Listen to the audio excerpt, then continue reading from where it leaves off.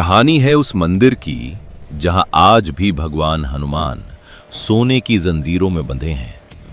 और सवाल यही है, जिसे रावण जैसे महाबली राक्षस भी बांध नहीं सके, उसे आखिर किसने और क्यों बांधा। ये कथा शुरू होती है पुरी नगरी से, जहां विराजमान है भगवान जगन्नाथ, समुद्र देव, जो स्वयं एक देवता हैं।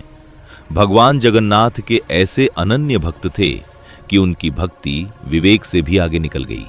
भगवान के चरणों तक पहुंचने की चाह में समुद्र देव अपनी विशाल और विनाशकारी लहरों से पुरी नगर को बार बार डुबो देते थे।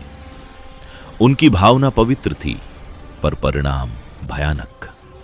नगर डूबता, जनता भयभीत होती और जीवन संकट में पड़ जाता।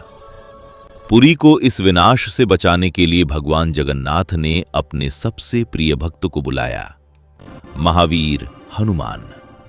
भगवान ने कहा, मारुति, तुम समुद्र तट पर पहरा दो ताकि मेरी प्रजा सुरक्षित रहे। हनुमान जी आज्ञाकारी हैं।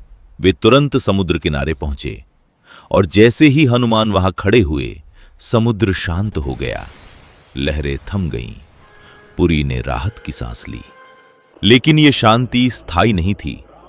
हनुमान जी राम भक्त हैं। जहां भी राम भजन, कीर्तन या नाम स्मरण होता, हनुमान जी स्वयं को रोक नहीं पाते। वे पहरा छोड़कर भक्ति में लीन होने चले जाते और जैसे ही हनुमान जी हटते, समुद्र फिर उफान पर आ जाता। लहरें नगर पर टूट पड़ती, पुरी फिर संकट में पड़ जाती। अब स्थिति गंभीर थी। हनुमान को कोई रोक नहीं सकता, न शस्त्र, न शक्ति, न आज्ञा।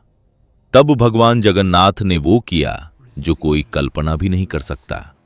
उन्होंने कहा, हे मारुति, तुम्हें संसार में कोई बांध नहीं सकता, इसलिए आज मैं स्वयं तुम्हें कर्तव्य की बेड़ियों में बांधता हूं। भगवान ने स्वयं हनुमान जी को सोने की जंजीरों से बांधा। यह बंधन दंड नहीं था, ये कर्तव्य का प्रतीक था। यही स्थान आगे चलकर बना बेड़ी हनुमान मंदिर। पुरी आज भी हनुमान जी वहां सोने की जंजीरों में विराजमान है, ताकि समुद्र शांत रहे, पुरी सुरक्षित रहे और धर्म की रक्षा होती रहे। ये कहानी सिखाती है कि जब भक्ति और कर्तव्य आमने सामने हों, तो ईश्वर स्वयं भक्ति को भी सीमा में बांध देते हैं, ताकि संसार सुरक्षित रह सके।